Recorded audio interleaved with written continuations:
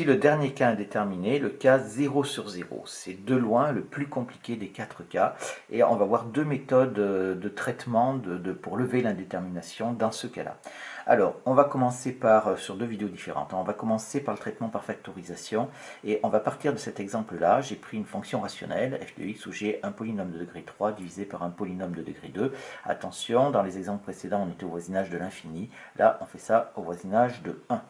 On calcule la limite du numérateur et la limite du dénominateur. Donc, on sait que quand on fait un calcul de limite, on remplace x par la valeur qui est ici pour faire le calcul, que ce soit au voisinage d'un nombre, d'un réel a, ou au voisinage de l'infini d'ailleurs. Alors, ça nous fait donc 1 au cube plus 3 fois 1 au carré, ça nous fait 4. 4 moins 5, ça fait moins 1 plus 1, ça nous fait donc 0 ici. Même chose là, 1 au carré, ça fait 1, moins 7, ça fait moins 6 plus 6, ça nous fait 0. On est bien ici dans notre cas indéterminé, 0 sur 0. J'insiste sur une chose, 0 sur 0, on a l'impression qu'on va diviser par 0, ce n'est pas le cas. On est dans le cadre d'une limite, c'est-à-dire que le dénominateur il tend vers 0, mais sans jamais s'approcher de 0. C'est une limite. Donc en fait, on ne contrarie pas le fait qu'on ne sait pas diviser par 0. Une remarque d'ailleurs à ce sujet-là, c'est que quand je remplace x par 1 dans le dénominateur, j'obtiens 0. Ça veut dire que ici, 0 est une valeur interdite. C'est-à-dire ici, pas 0, 1 est une valeur interdite. Donc la remarque ici, c'est que 1 est une valeur interdite. Donc on est dans le cadre où on choisit ou on détermine la limite au voisinage d'une valeur interdite, c'est-à-dire à un endroit où la fonction n'est pas définie. Et c'est pour ça que on a x au carré moins 7x plus 6 qui n'est jamais égal à 0. Ça, c'est la première chose. La deuxième chose qui rejoint un petit peu ça, mais on va cette fois-ci regarder non seulement le dénominateur, mais aussi le numérateur. Donc on remarque qu'en remplaçant en remplaçant x par 1 dans, au numérateur et au dénominateur,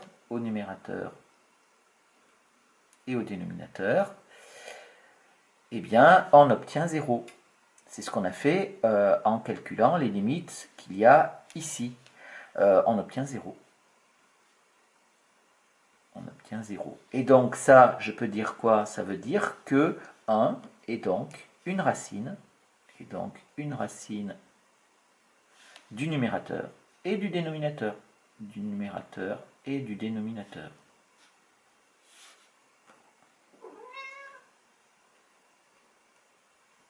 Et donc, on peut factoriser. On peut donc les factoriser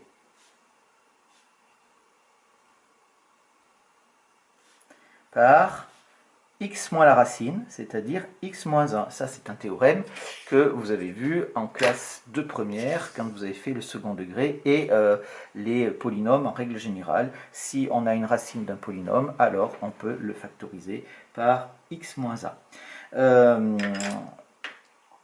Je rappelle, ici, si a est une racine d'une fonction polynôme,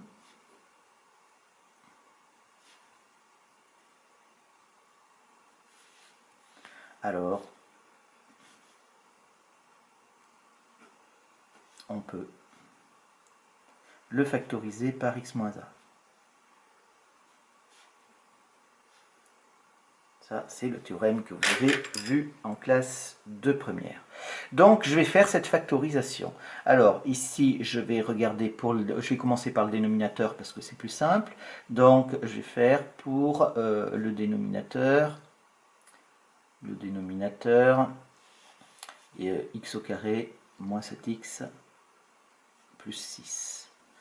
Alors, on a un trinôme du second degré. Si c'est un trinôme du second degré, donc on calcule delta, qui vaut donc b au carré moins 4ac, ce qui nous fait est égal à b au carré, ça nous fait donc 49 moins 4 fois 6, ça nous fait 24, ce qui nous fait égal 25. Il y a deux racines. x1 égale 1. Ça, on le savait parce que on l'avait trouvé de l'autre côté. Et x2 est égal à 6. C'est ça, x2 égale 6 après calcul. On a donc, je vais pouvoir dire, en fait mon but c'est de factoriser toujours, hein, donc x au carré moins 7x plus 6 est égal à x moins 1 facteur de x moins 6. Voilà, j'ai ma factorisation en utilisant le théorème du second degré vu au niveau de la première. Maintenant, pour le numérateur. Pour le numérateur, alors le numérateur, j'ai dit que c'était x au cube plus 3x au carré moins 5x plus 1. Alors, il faut arriver à factoriser ça et à mettre x moins 1 en facteur. Il est factorisable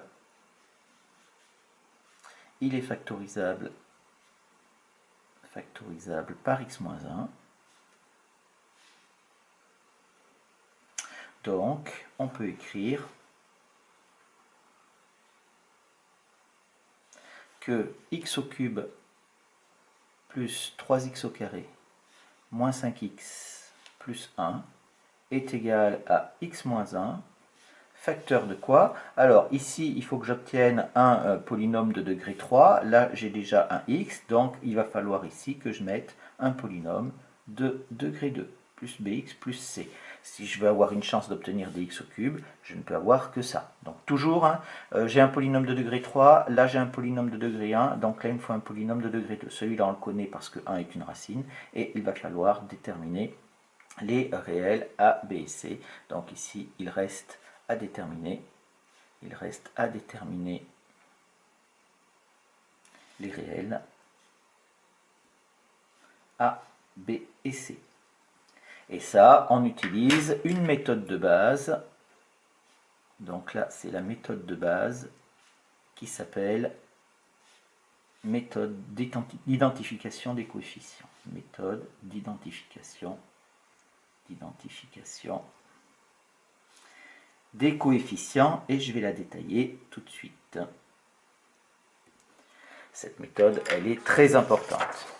Alors, on y va, on va dire que on a notre factorisation. Donc, je reprends ce que j'ai écrit déjà. Je vais dire donc x au cube plus 3x au carré moins 5x plus 1 est égal à x moins 1 facteur de ax au carré plus bx plus c.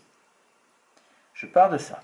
Et en fait, ce que je veux faire, c'est que je veux comparer mes deux écritures, ce qui est à gauche et ce qui est à droite. Mais pour pouvoir les comparer, encore faut-il que ces deux choses soient écrites sous la même forme. Ici, vous voyez que j'ai une forme développée, ici, j'ai une forme factorisée. Donc moi, ce que je peux comparer, je ne peux comparer qu'une forme développée avec une forme développée, ou une forme factorisée avec une forme factorisée.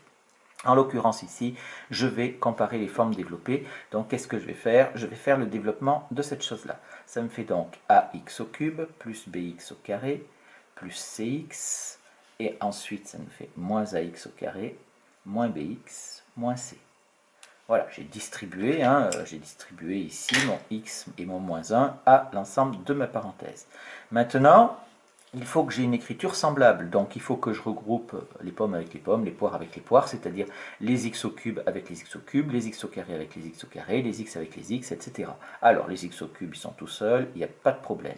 Si je veux regrouper les x au carré, eh bien je vais faire en fait des petites factorisations partielles. Je vais avoir ici donc b-a x au carré. Ensuite, pour les x, c'est pareil, je vais faire une petite factorisation partielle, j'ai donc c moins b ici, et là, je dis moins c qui est tout seul à cet endroit-là. Et donc maintenant, j'ai bien ici un polynôme de degré 3, et ici, j'ai un polynôme de degré 3. Et on va utiliser cette propriété, ou c'est plutôt une définition en fait, hein, propriété-définition, ça a une double valeur. Donc ici, deux polynômes sont égaux.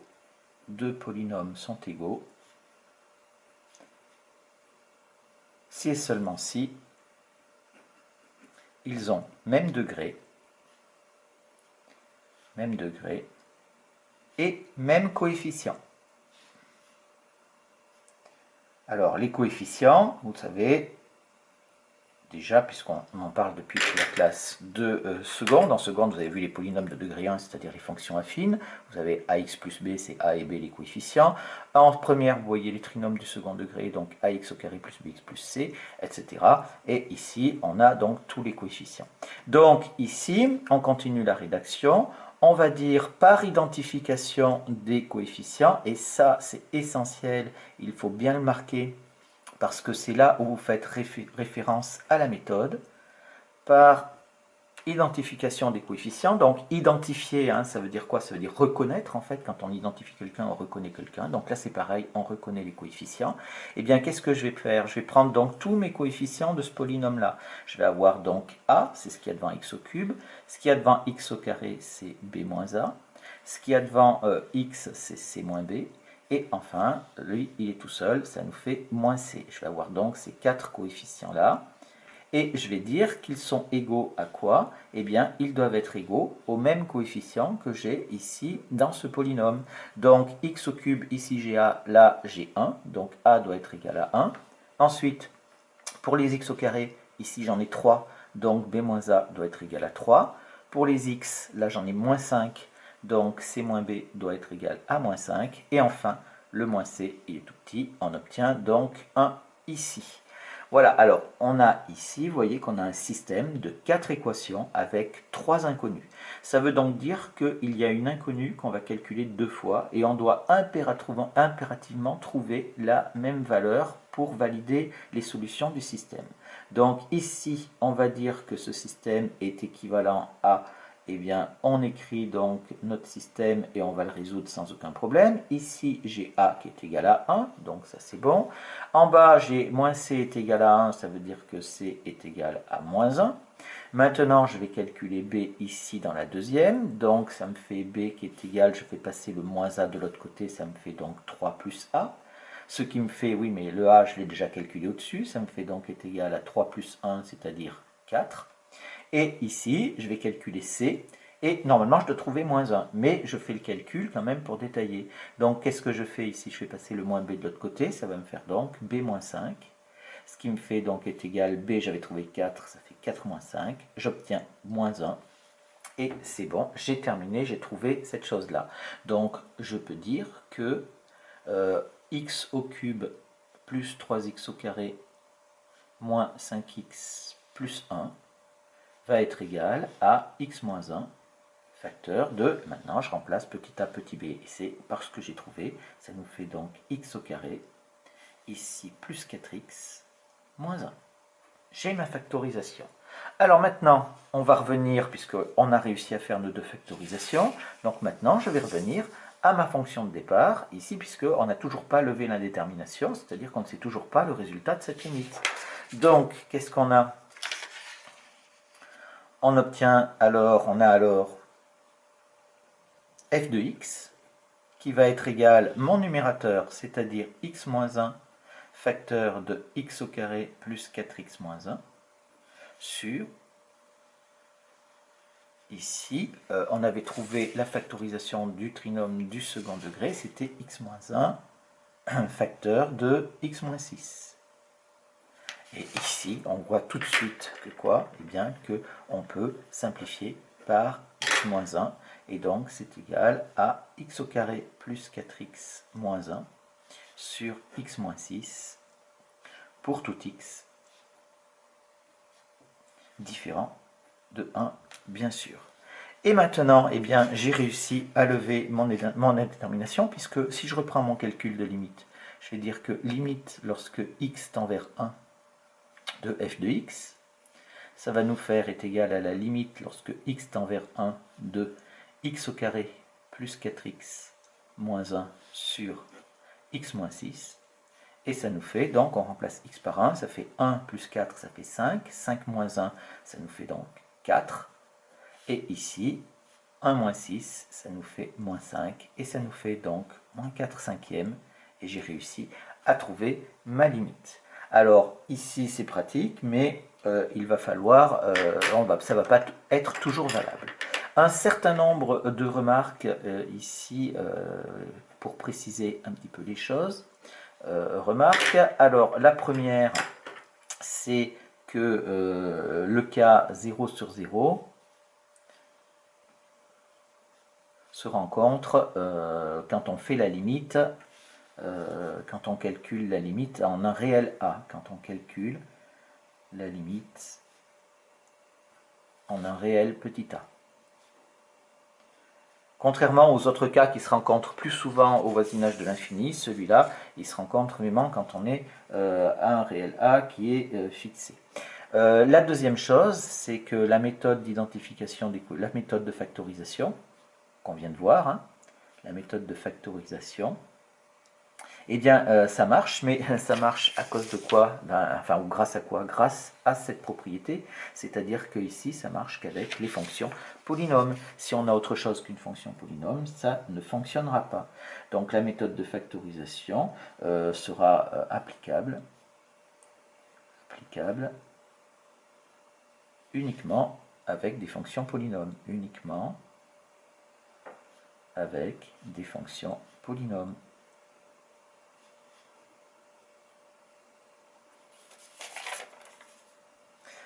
En effet, si on prend par exemple la fonction f de x est égale à l'exponentielle de 3x moins 5 moins 1 sur x moins 5 tiers et qu'on fait tendre x vers 5 tiers, j'ai fait les calculs un peu avant, hein.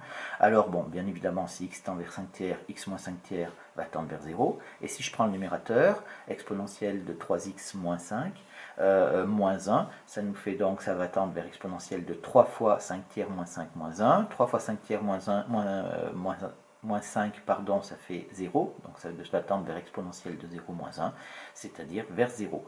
Mais ici, on n'est pas, mais on n'a pas de fonction, polynôme. Donc il va falloir une nouvelle méthode.